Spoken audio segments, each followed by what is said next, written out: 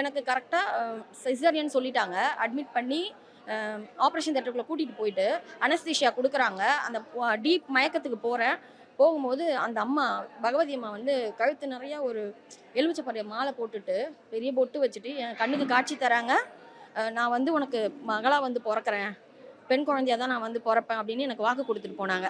அது ஒரு பெரிய விஷயமா நான் எடுத்துக்கல. எனக்கு டீப் மயக்கத்தில் நேரத்தில். ஆனால் குழந்தை பிறந்து எனக்கு மயக்கம் தெளிஞ்ச பிறகு நான் கேட்குறேன், எனக்கு பெண் குழந்தையா பிறந்திருக்குன்ட்டு. இல்லை எல்லாரும் அப்போ என்னை வந்து ஒரு கிண்டலுக்காக இல்லை பையன் பிறந்திருக்குன்னு சொன்னாங்க.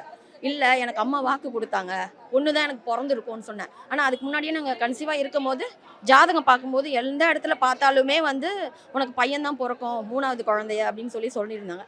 ஆனால் அது அதிசயமாக அம்மா எனக்கு உண்மையிலே வாக்கு கொடுத்தா, அந்த ரொம்ப டீப்பான ஒரு மயக்கத்தில் இருக்கும்போது எனக்கு வந்து வாக்கு கொடுத்தா அதுக்கேற்ற மாதிரி தான் எனக்கு மாற்றி கொடுத்துருக்கா. இன்றைக்கி அந்த குழந்தை ரொம்ப தைரியமாக ஒரு ஆம்பளை பிள்ளை எப்படி ஒரு தைரியத்தோடு இருக்கோ அந்த அளவுக்கு இருக்கா. இப்போ என் கஷ்டத்தில் 99% இதாகிடுச்சு.